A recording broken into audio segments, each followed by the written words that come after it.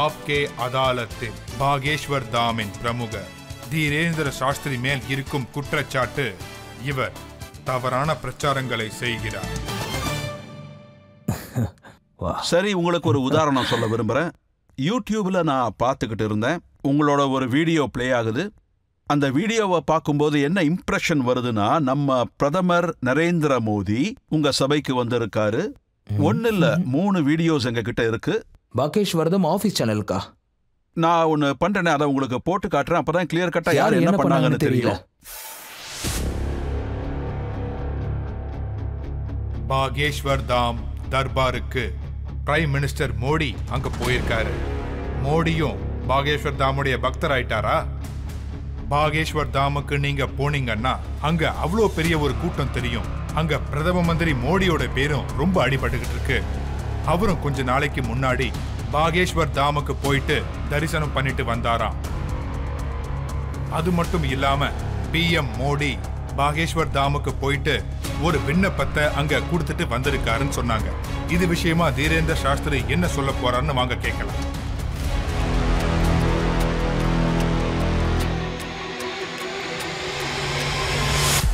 PM Modi வாகேஷ்வருக்கு வந்த மாதிரி project பண்ணி இருக்கீங்க. எனக்கு தெரிஞ்சு 3 வீடியோஸ் இருக்கு. அதுல ஒன்னு வாகேஷ்வர் தாமோடுது. பாகேஷ்வர் தாம் ஆபீஷியல் சேனல்ல இருந்து இது வந்திருக்காது. இந்த தவறுலாம் அங்க நடக்காது. ஏன்னா இதுக்கெல்லாம் நான் அனுமதி கொடுத்தது இல்ல. இது உண்மையிலேயே மிகப்பெரிய தப்பு. டிஆர்பிங்கிற பேர்ல டெய்லி ஒரு பொண்ணு கூட எனக்கு கல்யாணத்தை பண்றாங்க.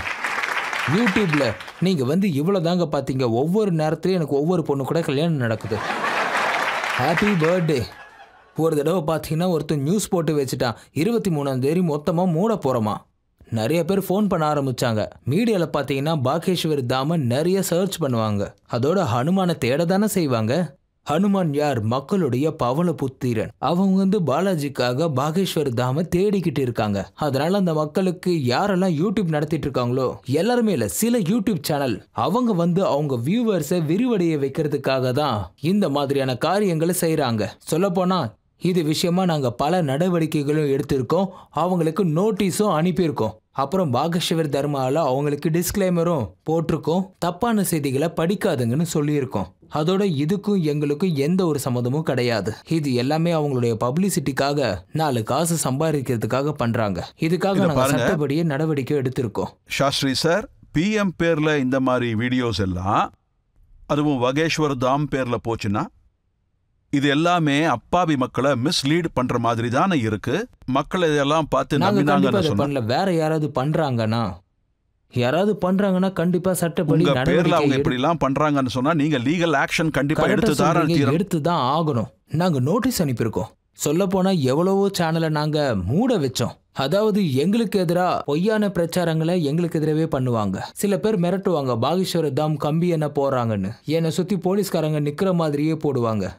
இது எல்லாத்தையும் நீங்க வீடியோ போட்டு காமிக்கிறீங்க. அதுக்காக தான் நான் உங்களை வேண்டி கேட்டுக்கிறேன். தயவு செஞ்சு இந்த மாதிரியான வதந்திகளை நம்பாதீங்க. நாங்க சத்தியமா இந்த மாதிரியான காரியங்களை செய்யறது கிடையாது. இது சாதாரண விஷயம் இல்ல.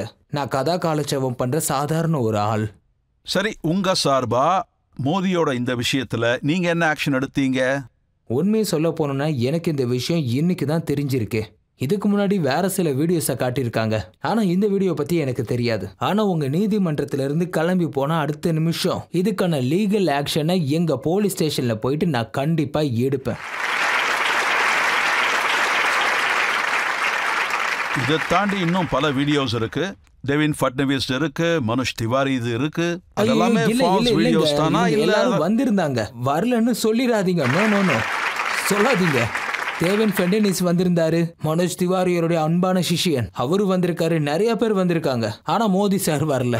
இதை நான் இப்பவே சொல்லிடுறேன். மற்றதெல்லாம் உண்மைதான். ஆனா மோடி சார் விஷயத்தை மட்டும் நம்பாதீங்க. ஆனா நீங்க 2-3 சென்டென்ஸ் வேற பேசுறீங்க. மோடிஜியை கூப்பிடுற மாதிரியே இருக்கு. அப்போ நான் லண்டன் தர்பார்ல இருந்தேன். அது கூட இதை சேர்த்து விட்டு இருந்தாங்கன்னா ஒன்னும் பண்ண முடியாது. ஏன்னா அந்த விஷயம்ல எனக்கு தெரியாது. அதாவது லண்டன்ல அங்க வந்து நான் ஸ்ரீ ராமர் கதைய சொல்லிக்கிட்டு இருந்தேன். அங்க ஒரு கோவில் இருக்கு. அந்த கோவிலை நடத்துறவரோட பேரும் மோடி. அவரும் குஜராத்தி தான். அவர் தர்பார்ல இருந்தாரு. அந்த இடத்துல அவரை பாராட்டி பேசுற மாதிரி ஒரு விஷயம் நடந்தது. மக்கள் ஒருவேளை அதை கட் பண்ணி இங்க எடிட்டிங் பண்ணி போட்டிருக்கலாம். நான் இப்பவும் சொல்றேன், இதுவும் தப்பு தான், இதுவும் ஒரு குற்றம் தான். ஏன் சொல்றேன்னா, இதெல்லாம் பண்றதுக்கு முன்னாடி என்கிட்ட அபிஷியலா பர்மிஷன் வாங்கியிருக்கணும். வாங்காம எதுவும் பண்ணவே கூடாது. இதுக்கெல்லாம் சட்டம் இருக்குங்க இல்லையா? இருக்கணும். அதனால இதுவும் தப்பு தான். உங்ககிட்ட நான் ஒரு விஷயத்த சொல்லவா? நான் 40 வருஷமா இந்த ஃபீல்டில் தான் இருக்கேன். இப்படி பல உதாரணங்களை நான் பார்த்துருக்கேன். சந்திரா சாமியை நான் பார்த்துருக்கேன். நரசிம்மராவ் கூட அவரோட ஃபோட்டோஸ் எல்லாம் இருக்கும். ராஜீவ் காந்தியோட அவரோட ஃபோட்டோஸ் எல்லாம் இருக்கும். ஜான் மெக்கன்ரோவோட ஃபோட்டோஸ் எல்லாம் இருக்கு. லிஸ் டெய்லர் கூட இருக்கு. இவங்க எல்லாமே இன்டர்நேஷனல் லீடர்ஸ். அவர் இந்த ஃபோட்டோக்களை காட்டியே தன் கடையை நடத்தினாரு. அது மட்டும் இல்லை, வேர்ல்டில் மிகப்பெரிய லீடர்ஸ் எல்லாம் இவருக்கு ஃப்ரெண்ட்ஸாக இருந்தாங்க. புருனேயோட சுல்தான் அவர் இவரோட சிஷ்யராகவே மாறிட்டாரு. ஆப்பிரிக்கன் கண்ட்ரியோட ஒரு பிரசிடென்ட்டும் இவருக்கு சிஷ்யராக இருந்தாரு. எனக்கு அப்படிலாம் கிடையாது. யாரு வேணாலும் வரலாம், எல்லாரும் ஒரே மாதிரி தான். உங்க போட்டோவை காட்டினா மட்டும்தான் மக்கள் என்ன மதிக்கணுங்கிற அவசியமே கிடையாது. இங்க பாருங்க, நீங்க மீடியால என்னை பத்தி தாராளமா பேசலாம். எனக்குன்னு ஒரு தகுதி இருந்தாதான் மக்கள் என்ன மதிப்பாங்க. இல்லைன்னா ஒரு தடவை வந்தா மறுபடியும் என்ன இன்னொரு தடவை கூப்பிட மாட்டீங்க. வந்தா உதைச்சி என்ன வெளியே அனுப்பிடுவீங்க. இது ஒரு மாத்தியமா இருக்கலாம், சாதனமா இருக்கலாம், சாத்தியமா இருக்காது. எனக்கு இந்த உணர்வுகள் கிடையாது. ஏன்னா என்கிட்ட இருக்கிறது எல்லாமே ஒரு திறந்த புத்தகம் தான். மேல இருந்து கீழே வரைக்கும் மக்கள் கண்டதை பார்க்கணும்னு நானும் விரும்புறது கிடையாது. அப்படியே யாராவது பாக்குறாங்கன்னா அது அவங்களுடைய திருஷ்டி, அவங்களுடைய கண்ணோட்டம். எனக்கு ஒன்னே ஒண்ணுதான் தெரியும், நான் ஹனுமானுடைய பரம பக்தன். அவ்வளவுதான். அனுமான் கிட்ட என்ன விரும்புறீங்க? சனாதன தர்மம், ஹிந்து ராஜ்யம். அப்பவும் என் ஆசை நிறைவேறாது. ஹிந்து ராஜ்யம் கிடைச்சாச்சுன்னு நீங்க சொன்னீங்கன்னா நான் அகண்ட பாரதத்தை கேட்பேன்.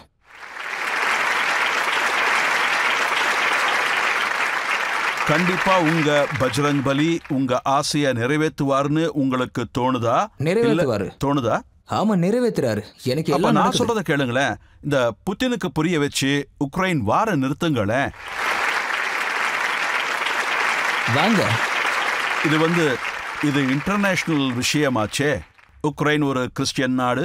அவங்களுக்கும் சனாதன தர்மத்தோட சக்தியை பத்தி புரிஞ்சிடல. இங்க பாருங்க, நான் டெய்லி உலகம் செழிச்சிருக்கணும், எல்லாரும் நிம்மதியா இருக்கணும்னு வேண்டிக்கிறேனே. ஹனுமான் ராவணனுக்கும் புரிய வச்சாரு, ஒத்துக்க. அவரு கடவுள் சீதையை திருப்பி அனுப்பி வச்சிருன்னு. ஆனா அவன் விதி எழுதப்பட்டது. அதனால ஹனுமான் பேச்சு அவன் காதுலயே விழல. குருவா நானும் தான் வேண்டி பார்த்தேன். விதி முடிஞ்சாச்சுன்னா என்ன பண்ணும்? என்கிட்ட கூட வருவாங்க நான் சாக கூடாதுன்னு. டே, உனக்கு விதி எழுதப்பட்டதுன்னு அவன் கிட்ட சொன்னா கூட அவன் புரிஞ்சுக்க மாட்டான். எவ்வளவுதான் புரிய வச்சாலும் திரும்பவும் கிறுக்கு பயிலாட்ட அவன் அதை தான் பேசுவான். சரி, உங்ககிட்ட நான் சொல்றேன், இந்த ரஷ்யா போர் நிக்கணும்னு உங்களுக்கு பட்டுதுன்னா நீங்க ஒரு விண்ணப்பத்தை வையுங்க. அந்த விண்ணப்பத்தை வச்சு விண்ணப்பம் வைக்கிறதெல்லாம் உங்க வேலை, என்னோடது இல்ல. இப்ப இன்டர்நேஷனல் விஷயங்களை பார்த்தோம்னா, இப்ப டர்க்கியில மிகப்பெரிய பூகம்பம் வந்தது. அங்க நிறைய பேர் அதனால இறந்து போனாங்க. அதுக்காக நீங்க விண்ணப்பிக்கலாம் இல்லையா? கண்டிப்பா, அதுக்காக நான் வேண்டிக்கிட்டேனே. இப்பவும் வேண்டிக்கிட்டு தான் இருக்கேன். இப்பவும் காலையில பூஜை பண்ணும்போது நான் கடவுள்கிட்ட வேண்டிக்கிறேன், எல்லாரும் சந்தோஷமா நல்லா வாழணும், எந்த பிரச்சனையும் இருக்கக்கூடாது, எல்லாரும் நல்லா இருக்கணும். அது கிறிஸ்டியன் கண்ட்ரியாவோ இல்ல முஸ்லிம் கண்ட்ரியாவோ இருக்கலாம். அதெல்லாம் பார்க்க கூடாது. நான் உலக நலனுக்காக எல்லா இடத்துக்கும் போயிருக்கேன். என்னுடைய ஹிந்து தர்மம் எல்லாரையும் ஒரே கண்ணோட்டத்துல தான் பார்க்கும். எல்லாருமே சந்தோஷமா நலமா தான் வாழணும். எல்லாரும் மன நிம்மதியோட சந்தோஷமா தான் வாழணும். எனக்கு நிறைய மனிதாபிமானம் இருக்கு. யாரெல்லாம் வருத்தமா இருக்காங்களோ, கடவுளே அவங்களோட வருத்தத்தை நீ தான் போக்கியே ஆகணும். இப்படிதான் வேண்டிப்பேன், வித்தியாசம் பார்க்க மாட்டேன். நல்ல விஷயத்த சொன்னீங்க.